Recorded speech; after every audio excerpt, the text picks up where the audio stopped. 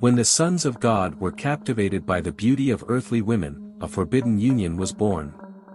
From this strange mix emerged the Nephilim, giants of legend, powerful and feared. But their reign was cut short by a great flood. Did any of these giants survive? How could they escape the deluge? After the waters receded, did they build cities and continue their legacy? As the Israelites entered this new world, they faced these giants once more. They fought to take back their land, but what became of the Nephilim after these battles? Did they disappear, or did some find a way to blend in with humanity?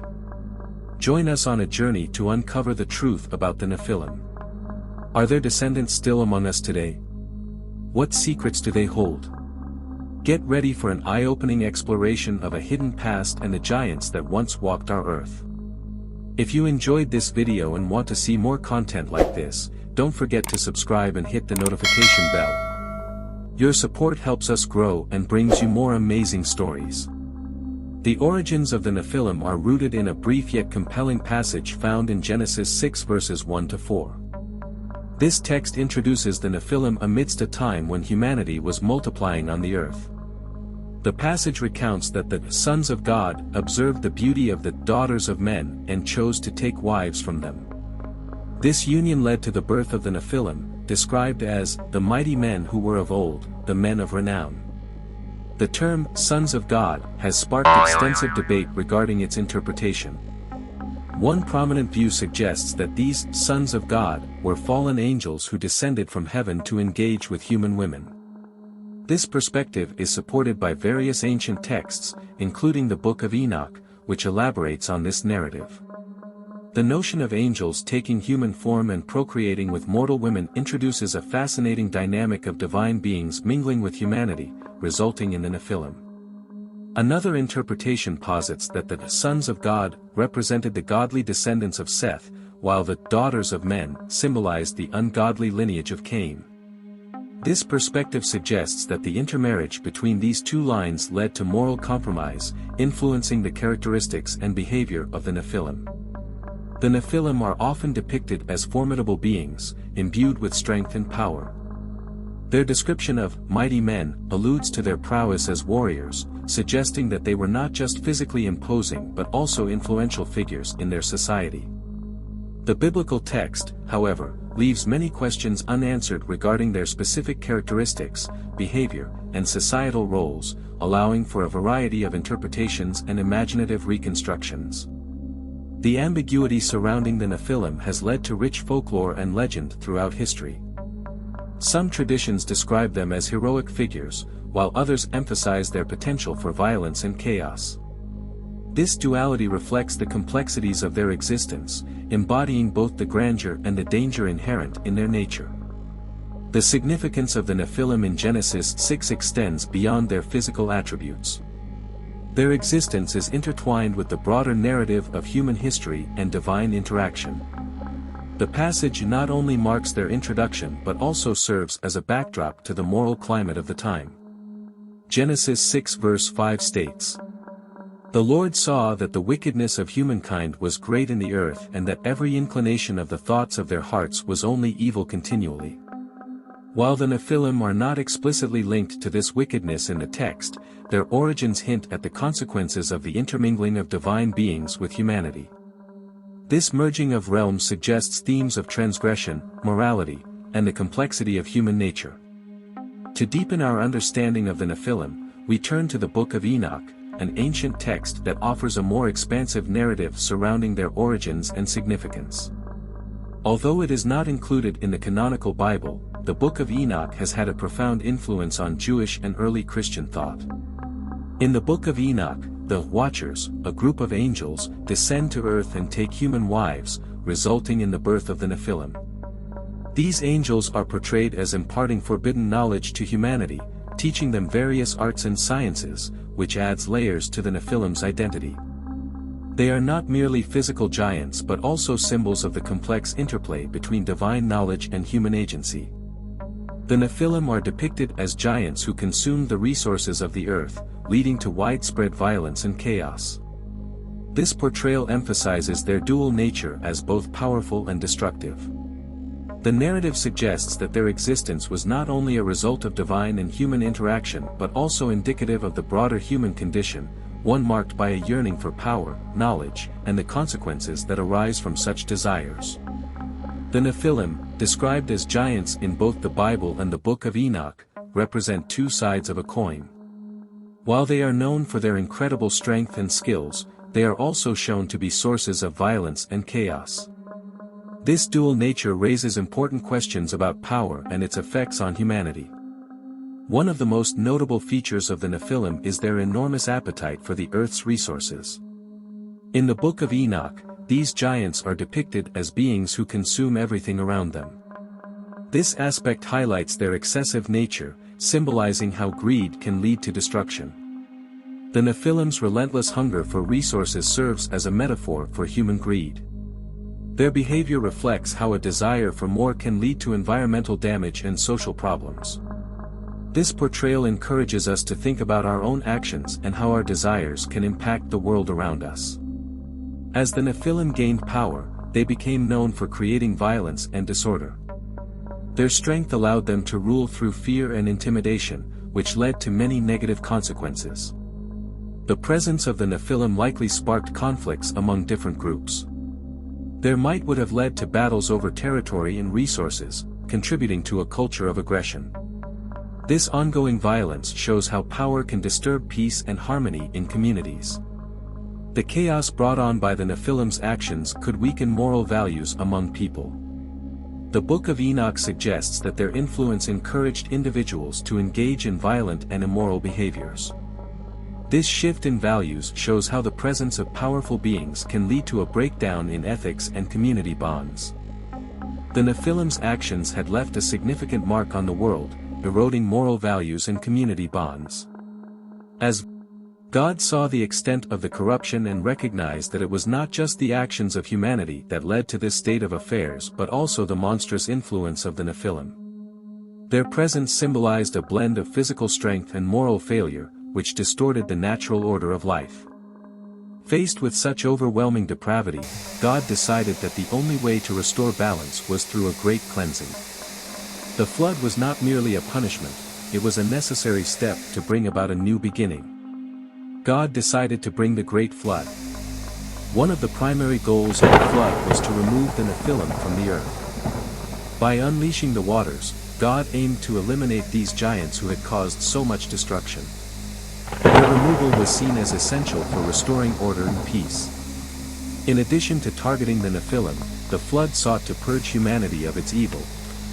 The decision to save Noah and his family was based on their righteousness, providing a chance for a fresh start for humankind. This act symbolized hope that future generations could live free from the influence of corruption. The flood represented a return to divine order, emphasizing the importance of living in harmony with God's creation. By wiping the slate clean, the flood served as a reminder of the consequences of turning away from righteousness. It reinforced the idea that there are boundaries to how far evil can go before facing divine intervention. Did some Nephilim survive the flood? The Great Flood was meant to cleanse the earth of the Nephilim and the widespread corruption among humanity. However, discussions continue about whether any of these giants survived the flood. Various theories and biblical references suggest that remnants of the Nephilim may have lived on after this significant event. One prominent theory regarding the survival of the Nephilim suggests that their bloodlines may have continued through the sons of Noah. This concept delves into the genealogical significance of Noah's family and how their ancestry could intertwine with the Nephilim. According to Genesis 6 verse 9, Noah was described as a righteous man, blameless among the people of his time. His 3 sons, Shem, Ham, and Japheth, were chosen to carry on the human race after the flood. This raises questions about the potential for intermingling with Nephilim bloodlines. In the genealogical accounts in Genesis 10, the lineage of Ham is particularly noteworthy. Ham's son, Cush, is traditionally linked to various peoples who were known for their size and strength, including the legendary giants. Some interpretations speculate that Ham himself may have had Nephilim ancestry, which would mean that his descendants could carry this legacy. One of Ham's sons, Canaan, is frequently associated with giants in the biblical narrative. Genesis 10 verses 15 to 16 outlines the Canaanite nations, some of which were inhabited by giants, such as the Anakim and Rephaim. This connection suggests a possible link to the Nephilim, as the giants of Canaan were often regarded as descendants or remnants of these beings. If the Nephilim did survive through the lineage of Noah's sons, it could explain the re-emergence of giants after the flood. This theory supports the idea that while God intended to wipe out the corrupt influence of the Nephilim, traces of their existence persisted through Noah's family, leading to their presence in later biblical accounts. Another compelling theory proposes that some Nephilim might have managed to escape the flood by seeking refuge in remote, uncharted territories. The world before the flood was vast and varied, comprising mountains, forests, and hidden valleys. The geographical features may have provided sanctuary for those seeking to evade the deluge. It is plausible that some Nephilim, foreseeing the impending catastrophe, fled to distant lands where they could remain undetected. The Bible does not detail all the locations inhabited before the flood. Regions far from Noah's known world could have housed small groups of Nephilim who escaped the floodwaters. These locations, possibly in mountainous areas or secluded valleys, may have allowed them to live in relative isolation, away from human civilizations. The surviving Nephilim might have founded new settlements in these remote areas, where their size and strength would enable them to dominate local populations. As they established themselves, they could have blended into the environment, marrying into local tribes and potentially leading to new myths and legends surrounding giant beings in various cultures. These survivors may have continued the Nephilim's legacy by passing down their traditions and stories through generations. As communities developed, tales of giants would persist in folklore, contributing to the perception of giants as legendary figures in many cultures worldwide. How true can this be? Some interpretations of the biblical narrative suggest that God allowed a remnant of the Nephilim to survive for a specific, divine purpose. This theory posits that God's decision to permit some Nephilim to endure was intentional, serving as a cautionary reminder for humanity. Their existence could act as a powerful lesson about the dangers of unchecked power and moral corruption. By allowing giants to persist in the post-flood world, the narrative underscores the consequences of straying from divine guidance. The Nephilim's very presence serves to remind humanity of its vulnerability to temptation, greed, and the potential for evil. They symbolize the repercussions of straying from ethical conduct. While the Nephilim were powerful beings, the idea that they survived highlights the belief in God's ultimate sovereignty over creation. Their continued existence could be seen as part of God's plan to demonstrate the fragility of human morality when confronted with immense power. While the Nephilim were powerful beings, their influence did not vanish with the Great Flood. Instead, the survival of some descendants suggests a continuation of their legacy, opening a new chapter in the biblical narrative.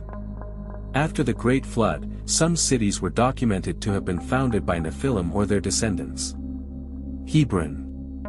Often cited as one of the most significant cities linked to the Nephilim, Hebron has a rich historical and cultural heritage.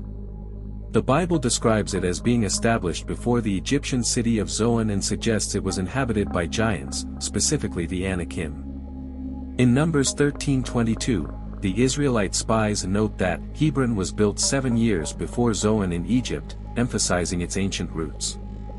This connection to the Nephilim adds a layer of mystique to the city, indicating that it was not only a stronghold of human civilization but also a domain of these powerful beings. The city's significance is further underscored by its association with key biblical figures, including Abraham, who is often celebrated as a patriarch of faith. Jericho. Known as one of the oldest continuously inhabited cities in the world, Jericho is another location associated with the Nephilim's legacy. The walls of Jericho famously fell after the Israelites encircled them, as described in Joshua 6. This narrative of conquest can be viewed through the lens of the ongoing struggle against the remnants of the Nephilim. The presence of giants in the region signifies that the Nephilim's influence persisted long after the flood, shaping the cultural and spiritual landscape of ancient Israel. The fertile land and strategic location of Jericho would have made it an attractive site for establishing a stronghold, likely by the descendants of these powerful beings. Cities like Gath, known as the home of Goliath, are often mentioned in connection with giants in the biblical text. These references support the idea that the Nephilim lineage continued to influence various regions. The persistence of giants in these areas suggests that their bloodlines contributed to the population, reinforcing a legacy marked by power and fear. The Anakim, descendants of the Nephilim. The Anakim emerged as one of the most notable groups linked to the Nephilim's legacy. These giants not only symbolize the physical embodiment of their ancestors but also serve as a reminder of the moral complexities introduced by their existence. The Anakim are explicitly mentioned in several passages, including Numbers 13:33, where the spies proclaim, "We seemed like grasshoppers in our own eyes, and we looked the same to them." This vivid imagery illustrates the overwhelming presence of these giants, reinforcing their status as formidable descendants of the Nephilim. The spies' fearful perception highlights the psychological impact the Anakim had on the Israelites, serving as a powerful metaphor for the challenges posed by overwhelming adversity. The Anakim were known for their extraordinary height and strength, traits that instilled both fear and awe among those who encountered them. They represent the legacy of the Nephilim as both rulers and warriors, influencing the culture and beliefs of the communities surrounding them. Their presence contributed to the notion of giants as both formidable opponents and symbols of divine power. The biblical accounts of the Israelites' encounters with the Anakim underscore the ongoing struggle between good and evil. The narrative presents the conquest of these giants as part of God's plan to fulfill His promises to His people. The existence of the Anakim serves as a reminder of the challenges that arise when powerful beings intersect with human lives, prompting reflections on the nature of faith and reliance on divine guidance. The fall of giants and the end of the Nephilim lineage. The Nephilim, known for their size and strength, were formidable beings. However, their influence began to wane as the Israelites embarked on their journey to the Promised Land. One of the most remarkable accounts of the decline of the Nephilim is the fall of Jericho. Under the leadership of Joshua, the Israelites were commanded to march around the city for 6 days, and on the 7th day, they encircled it 7 times before shouting and blowing trumpets. This divine strategy led to the walls of Jericho collapsing, paving the way for the Israelites to conquer the city. The defeat of Jericho, a city inhabited by the Anakim, descendants of the Nephilim, marked a significant victory for the Israelites and a notable blow to the power of the giants. Following the fall of Jericho, Joshua and Caleb led the Israelites into battle against the remaining giants in the land. They faced the Anakim in various regions, including Hebron and the hill country. Numbers 13:33 recounts the Israelite spies' fearful report, describing the Anakim as giants and stating, "We seemed like grasshoppers in our own sight, and so we were in their sight." This fear, however, did not deter Joshua and Caleb, who trusted in God's promise to deliver the land to His people. Joshua's military campaigns resulted in the Israelites capturing numerous cities that were strongholds of the Nephilim descendants. In the Book of Joshua, chapters 10 and 11 detail the battles against the kings of the Amorites, who were also descendants of the Nephilim. The conquest served to diminish the giants' presence in the land, demonstrating God's sovereignty and the eventual triumph of His chosen people over the corrupted lineage of the Nephilim. Despite the declining power of the Nephilim, remnants of their lineage continued to pose threats to the Israelites. One of the last significant giants was Goliath, a Philistine warrior from Gath. Goliath was a formidable giant, described in 1 Samuel 17 verse 4 as standing 6 cubits and a span tall. His immense stature made him a terrifying figure, and he issued a challenge to the Israelites, demanding a champion to fight him in single combat. Goliath's boastful defiance encapsulated the lingering presence of the Nephilim, as he sought to instill fear in the hearts of the Israelite soldiers. Enter David, a young shepherd with unwavering faith in God. When he heard Goliath's taunts, he volunteered to fight the giant. David declared in 1 Samuel 17 verse 45, "You come to me with a sword, with a spear, and with a javelin, but I come to you in the name of the Lord of hosts." Armed only with a sling and a few stones, David confronted Goliath, demonstrating that faith in God could overcome even the greatest of obstacles. In a dramatic showdown, David struck Goliath in the forehead with a single stone from his sling, causing the giant to fall.